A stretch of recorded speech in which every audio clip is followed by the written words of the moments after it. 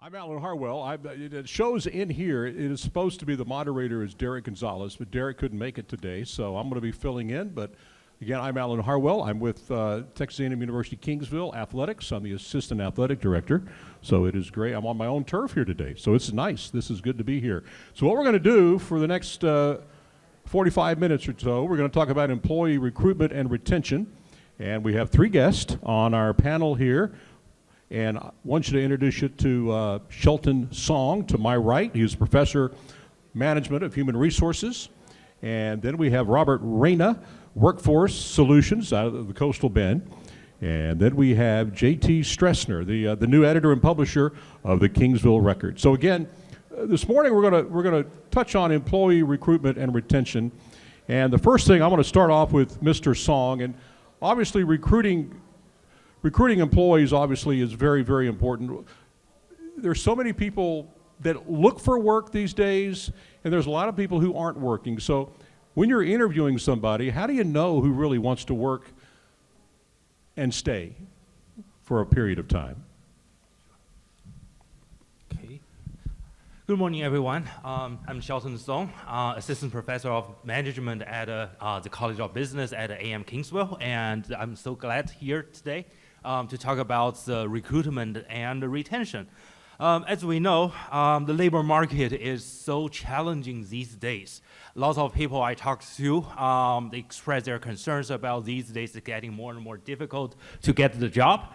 At the same time, recruiters, companies, they also get the concerns that it's getting more difficult to find out qualified job candidates. Partially, this is because we heard about this multiple times over the past 3 years about the labor shortage in multiple industries. And at the same time, we also heard about lots of companies express concerns about the so-called Great Resignation. So how can we build a solution or try to find a pathway to solve this issue? This is going to be something we wanted to talk about today. And to answer the question that Evan just mentioned about the labor market, about the recruitment and retention. So this is also something I've been teaching and research in the past few years. So I'm happy to answer all these questions everybody have in our today's session. And again,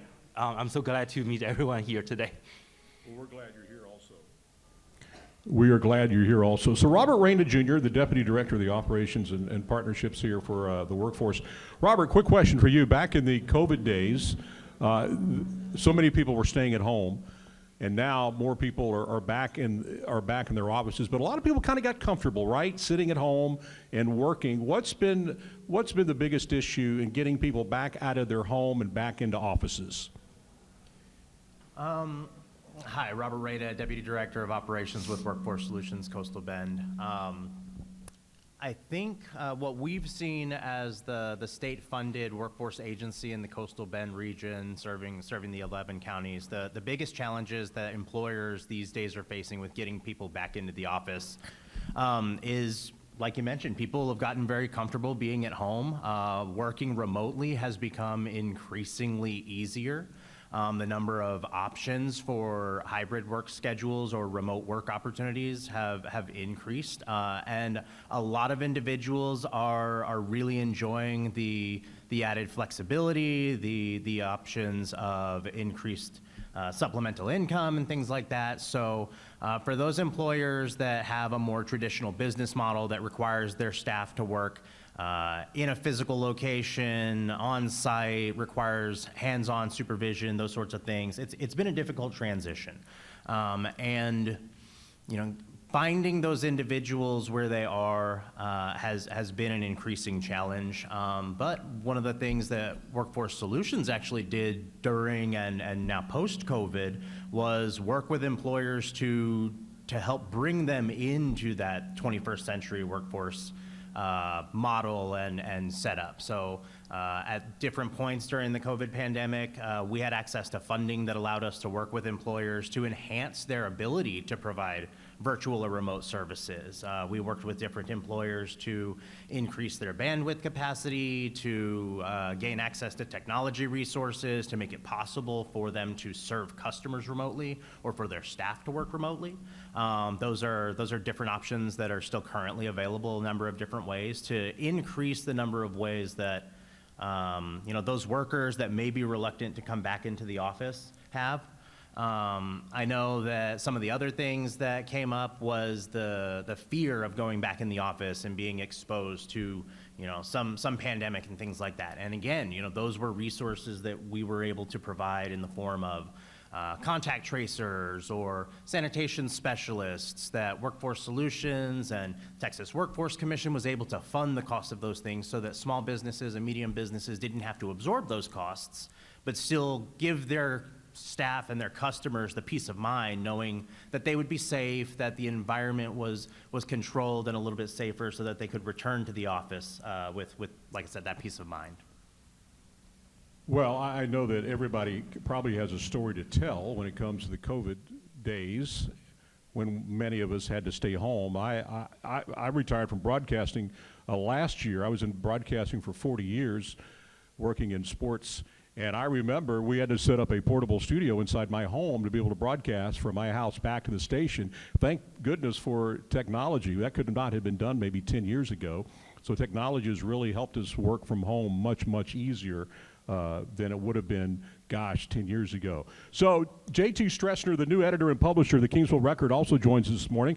He's been on the job just 90 days, and being in the media, I know it's kind of tough when you come into a new town and you try to get to know everybody, J.T., and learn all your contacts and know what's happening. So what's been the kind of the newness? Has the newness kind of started to wear off a little bit? Are you getting more comfortable, and how are you feeling about Kingsville? Well, Alan, I didn't know I was going to have to interview for my job all over again, but Kingsville has been awesome. I was really lucky that I inherited a good staff. You talk about recruitment and retaining workers. We've got people that have been there a number of years, and they've been awesome. We share our office space with the chamber, and the things we do at the paper go hand in hand with what the Chamber of Commerce does, so that's been a nice marriage too. Unlike a lot of newspaper offices across the state, we have, the Wilson Building, which is part of Temuke, and that's been nice too. Just trying to meet people. I can't imagine, during the pandemic, trying to get out and meet people. That would have been very difficult, so I'm glad that we're in a safer time now than we were maybe two years ago. So that's been nice. But, Kingsville has a lot going for it, some fun things on the horizon from what I understand. And, I'm just thankful for the opportunity to be here and also speak about this topic. Well, JT, we're glad to have you in Kingsville, and we'll be seeing you around, I know, quite a bit. So let's get back to Mr. Song real quick. We talked about technology and about how it helped us work from home. What about the best use of technology in the recruitment process? There are so many people out there looking for jobs, and with technology out there, they have a lot of ways for you to contact them and a lot of ways for them to contact you. What works best for you? Yeah, so first of all, I want to say that if we think about all these kind of technology we have today, it really makes the recruitment process to be more efficient and more effective compared with what we got like 20 or 30 years ago. But at the same time, we also wanted to keep in mind about a certain kind of, maybe we call that caveat or concerns we might need to keep in mind when it comes to the recruitment process. For example, lots of companies these days, they try to use the automated system to collect application packet. Rather than think about the 30 years ago when you send your application, you just put everything to an envelope and send that, go to the USPS, send your application, or walk in, fill out the form. But these days, you have everything online. But the problem is, a lot of these companies, they use those kind of automated system or online portal, they might miss out some of the key information. For example, when people fill out the form online, just because you missed one checkbox, that might just put you outside of the candidate pool. That is one kind of big concern. And also some other companies these days try to use the AI-powered interviewing system. So before you get the opportunity to talk to a real person, a real human interviewer, you might be asked to sit in front of the computer, turn on your camera, and talk to the AI system to introduce yourself, to talk about your knowledge, skills, ability.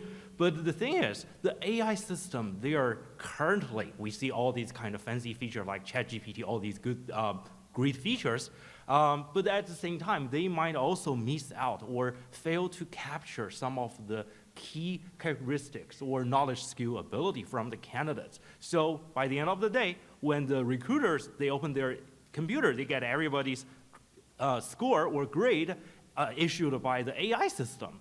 But can you really 100% trust that? Or maybe you wanted to take a look, take a second to check each person's response to the questions. So these days, having a person to manually check about all these output, check the data set, this is important. We cannot just say, okay, we got the system, we got the computer system, so we use that all the time.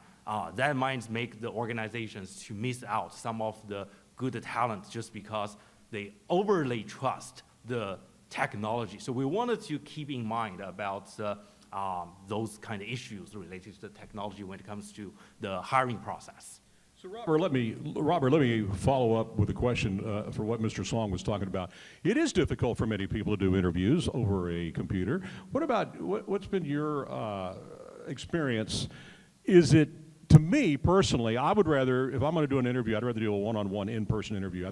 I just think for me, it's easier to really tell about someone up close and personal as opposed to on a computer. But what are your thoughts? I mean, I know there's many theories to that. So for us, our goal as an organization is to just constantly increase the number of opportunities that we have to be able to connect a job seeker to an employment opportunity wherever it is. And we certainly want the job seeker to put their best foot forward and to have the opportunity to demonstrate what they know, that they're going to fit in with the culture, to be able to really sell themselves. And, we want to facilitate that process and allow employers to facilitate that process in the easiest, most convenient way. But again, with the idea of expanding access, we're going to promote like all of the different ways that it can be done. Virtual is an option, and we've gotten used to seeing everybody on the screen and conducting interviews over Zoom or Teams or GoToMeeting or whatever. And so what we will do as an organization with our employment services specialists is work with that job-seeking population to help get them more comfortable with the technology, because we know that it's not going to go away, and some employers are going to be more reluctant to utilize it, and some employers don't need to utilize it. But maybe you're interviewing the best candidate, and that best candidate is from outside of the region or outside of the state even. So we're going to work with them to conduct mock interviews with them. We're going to work with them to get them some hands-on experience with the technology to become more familiar with it, and prep them for the types of interactions and conversations that are going to be happening in a virtual setting versus in an in-person setting. And then maybe to plug Workforce Solutions a little bit as well, and to kind of piggyback off of what our colleague here has said. We at Workforce Solutions with our business solutions team try to get that human element back in the hiring process as well. And we know that, with the prevalence of applicant tracking systems and AI and all of those different things, having that human that's sitting there and checking the responses and making sure that it's a good match is still critically important. And small and medium-sized businesses don't necessarily have the manpower, the people to do that all of the time. So our team actually functions as an extension of the HR office for that business. And our representatives can help out with the pre-screening applications, with reviewing resumes, with poring over the information that comes out of the applicant tracking system, and sending the candidates that are the best match. And even looking at the ones that got pushed out because the algorithm didn't like them, and checking, did we miss somebody that might be a good candidate, and we should let this one go through. So we function in that extra capacity as well. Thank you, Mr. Reyna. JT, I want to let you kind of follow up on that a little bit. When you're looking for writers and people to work your websites and everything there at the Kingsville Record, what's best practices for you in trying to recruit people? Yeah, I've really liked the question, and I was hoping I got an opportunity to answer it. I have no seer of visions or clairvoyant knowledge, but I know within 120 seconds if someone walks in my office if I'm going to on a job interview if I'm going to hire them or not. I don't need to pummel them with questions for 30 minutes and try to trick them into stumbling over their words or something. So that human interaction, it's essential. They have to come into the office. We can interview by Zoom. I know with my own position here, we had an interview off of WebEx, but they really wanted me to come into town and get a set of eyes on me and just have a conversation. It's important for the candidate also to see the community they're going to live in. You can't experience that just over a computer or a Teams meeting. For a community like Kingsville, I think it's also important, a lot of industries have had trouble finding people. We're not immune to that, but from our standpoint, we want to find somebody who wants to be in Kingsville, someone who grew up here, someone who knows the town, and we can teach them the skills. If you hire someone, the statistics show they have to learn 10 new skills within the first 18 months. Well, why not make it 15 and find somebody who's not necessarily essentially qualified for that? Get someone who's a good person, who has good character, a good work ethic, someone you can rely on, and then teach them the job. That's kind of been our standpoint and my standpoint in hiring. And going forward, I think that's going to be an important way to look at recruitment and getting employees. All right, thank you, JT. Now, this next question I'm going to ask all three, so I want to see how the answers differ. We all say when we first get a job, we love our job, right? We love it, we love it, we love it. But as time goes on, let's admit it, things kind of happen, and we don't love our job maybe as much as we used to when we first started. Guys, Mr. Song, I'll start with you. What can an employer do to make sure, or at least help their employees continue to love what they do? Yep. I think to this question, these days when we listen to, for example, podcasts from Wall Street Journal or from the Business Week, we hear about the lots of companies, they have this kind of concern, something related to the Great Resignation. They got their employees work for them for a few years, and then they got those employees say, I want to leave.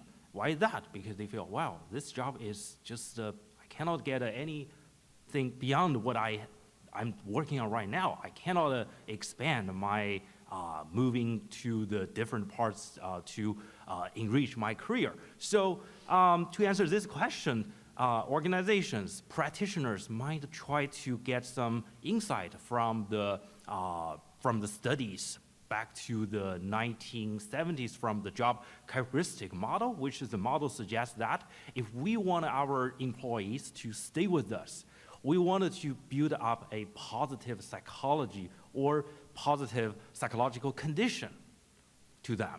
And how we do that? We wanted them to feel that they feel positively about their job, they feel their job is meaningful, and they keep learning. So something we can try to do, for example, from the task perspective, we can try to make the job to be something more meaningful. For example, increasing the skill variety, keep them learning new things year after year. For example, job rotation, or maybe transferring them to different departments to get them more knowledge, skill, ability to diversify their portfolio.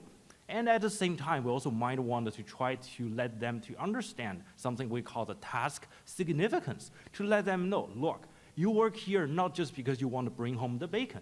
You're here to make the difference to the society, to the world. You wanted to make the world to be a better place. So let them to know it's not just simply a job that they just get the paycheck.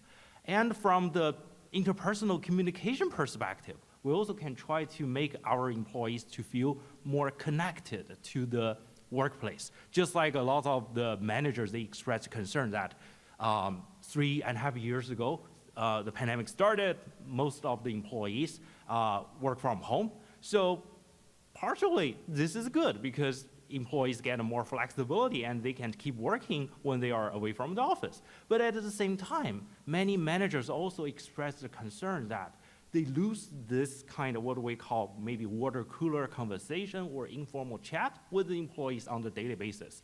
To think about all these kind of opportunity, you have the coffee break. You can talk to your colleagues, maybe talk about the sports game, talk about the weather, talk about the TV, and don't underestimate those kind of conversation because those are the conversation opportunities to build a more cohesive and a collaborative and a collegial environment with your colleagues. If you don't have that, if you just get everybody to talk over the email or maybe just like a weekly Zoom meeting, you just lose that opportunity to build such a kind of cohesive relationship. So having that is also very important rather than just having task-related meeting only. So I would say these days when we try to rebuild, maybe we call that rebuild the professional relationship with our colleagues, we wanted to keep in mind about building those kind of informal talk and also strengthen their mind, their understanding about their job to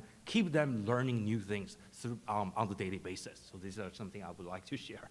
All right, appreciate that insight. Mr. Reyna, let's get your thoughts. What can employers do to keep their employees loving their job? And if they love their job, they'll stay, right? We certainly think so as well. And I think we've already hit on a couple of the big things to kind of, crystallize it as a concept in investing in them as a worker and investing in them as a human being, as a person, right? And so some of the stuff that we are geared towards supporting local employers, regional employers with on that investing in the worker side is just like we said, expanding their skill set, expanding their knowledge base, providing cross-training opportunities for them in the workplace, giving them, new challenges. They do want to feel like what they're doing is meaningful. They also need to see a tangible product on the back end. And I know that, a lot of times it's very difficult, especially in like the service industry and things like that, when you're not physically making something and seeing it roll off of a line or go out the door as a finished product, things like that, like being able to give your team a concrete example of this is the effect that your work is having on our bottom line as an organization, on the community, all of those different things. It's important because they do want to feel like the work that they are doing, again, is meaningful. And then, working to continue to develop them and investing the time and sometimes the money in them so that they do continue to be more productive and they continue to feel challenged because nobody wants to go to work doing the exact same thing every single day and feeling like they're not growing. Workforce Solutions can help out with some of that stuff. We have a lot of different funding opportunities and programs to help out with apprenticeship programs, with incumbent worker training to train your current staff so that they can move into higher paid, higher skill positions, and you can bring in new workers to continue to grow your business. We've got a number of different programs that help out with that. And then on the investing in your staff as the people front, obviously benefits are going to be a big thing, and small and medium-sized businesses may not always be able to offer the largest total compensation package, but Workforce works as a hub of resources that you don't have to be out of pocket for. We know how expensive the cost of daycare is, and you may not be able to put a daycare facility in your location or to be able to subsidize the cost of how much daycare is, but Workforce Solutions may be able to do that. If we're connected with your staff member, we may be able to subsidize a portion of the cost of daycare so that they're showing up to work on time every single day and their child is in a high quality daycare establishment in their community and they don't have to worry about it. We partner with our vocational rehabilitation colleagues under the Texas Workforce Commission umbrella. You might have an amazing productive worker that happens to get hurt. Maybe it's on the job, maybe it's in a car accident off-site, and they need rehab and physical therapy. They may need surgery. that's not a cost you can absorb. It's not work-related, but us, through our partnership with you and through vocational rehabilitation services, we may be able to help them get that surgery, to get them back to work, and to get back on the line or to get back on the phone or wherever it is that you need. So, and that again all goes to like treating them like human beings, letting them know that you as an employer, as an organization, value them as a person, and that you're willing to put that investment in.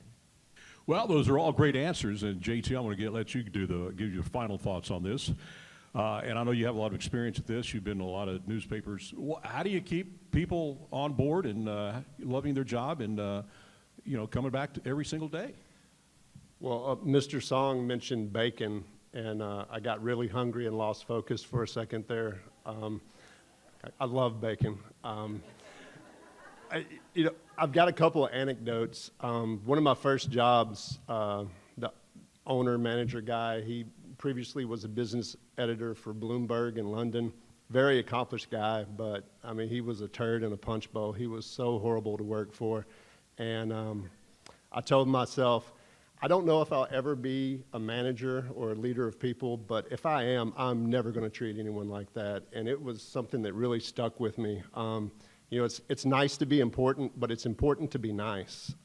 Treat your employees with respect.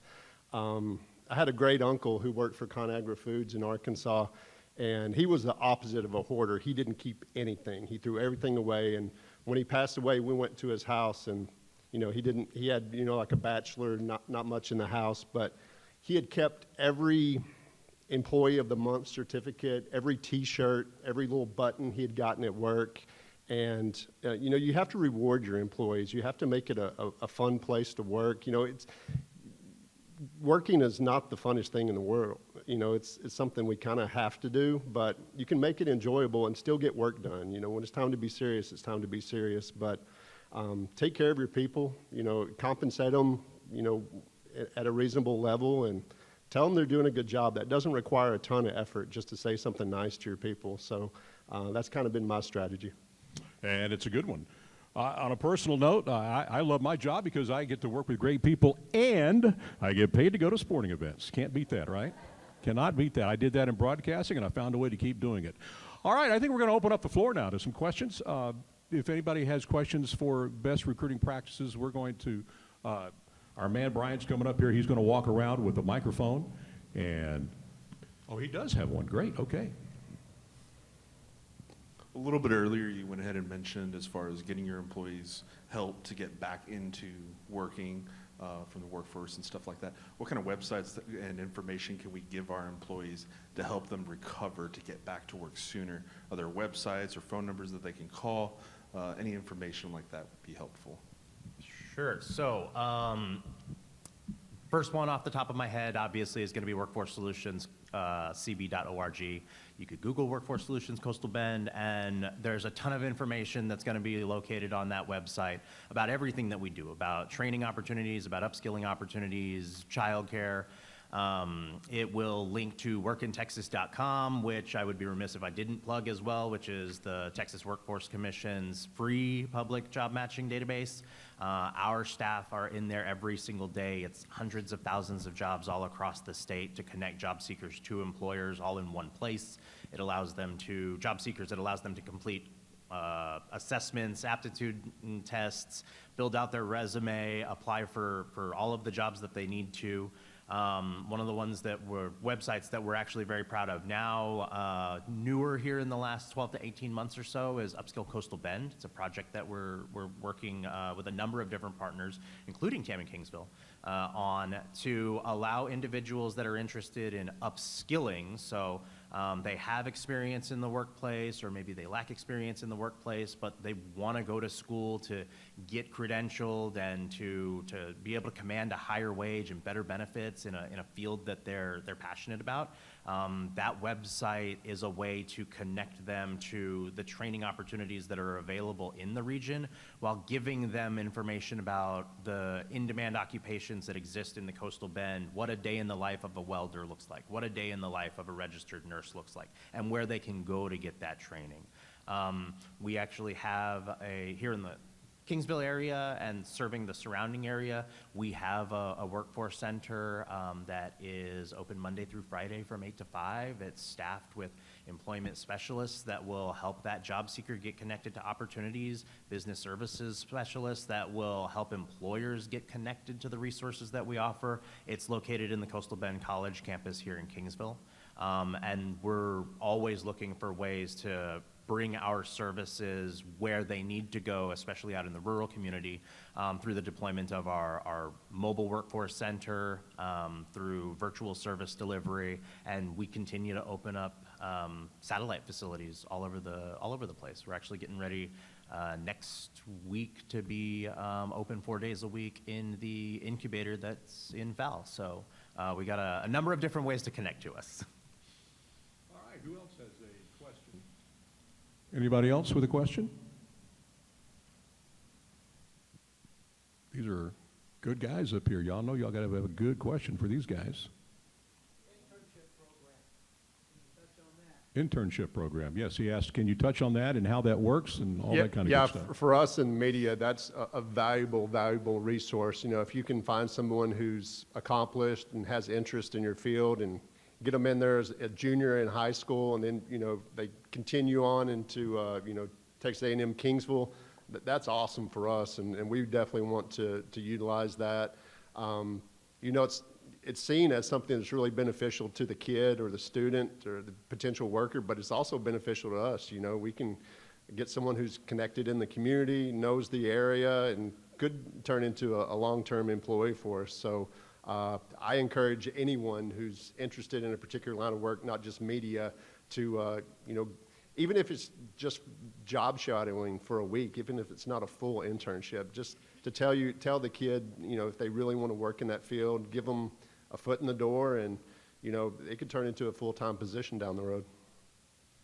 And with Workforce Solutions, we offer a number of different pathways to internships through our programs. We're partnered with the Texas Internship Initiative, where we're putting several dozens of high school students, juniors and seniors, through paid internships throughout the school year, actually. Through our youth program, our Youth Opportunities Unlimited program, which is all geared around career exploration and connecting regional youth to career pathways. We offer paid internships that we subsidize the cost of 100%, up to 4 months, to allow them to experience the world of work in whatever industry that they're interested in.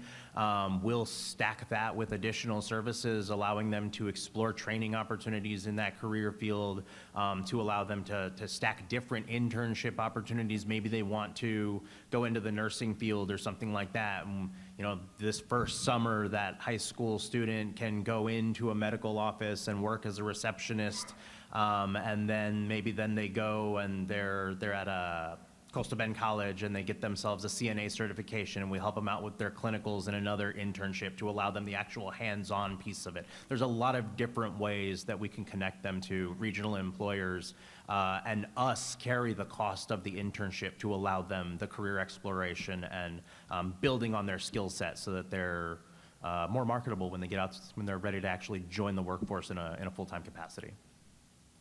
And I've had many students here at A&M Kingsville will come to my office and they'll be interns for a few weeks and find out if they want to be in the sports management. And some love it, some don't, but it's a great way to find out. And it's good to do it now and find out before you go full time and find out you don't like it as much. Mr. Song, you had a... Just one more website I would like to share. This website, it's very easy to find. It's just called onet, onet.org. So this website is great, and because you can find out basically all different type of the jobs in terms of the job specification, requirement, expectation, as they even provide you the information about the compensation. So I think this is a website that you can, for example, before you prepare your resume, before you prepare any, say, job interview, you can do a self-check by going to that website to find out if you try to work, say, accountant, or maybe you wanted to work as a manager. So what about those knowledge, skills, ability you are expected to have? And what might be the potential questions you will be asked in the interview session? And what kind of compensation you can expect from the job. So that website provides you all these kind of information. I think these days, knowing about the compensation level is important, because when it comes to the job application, probably when you get to the offer, you're gonna need to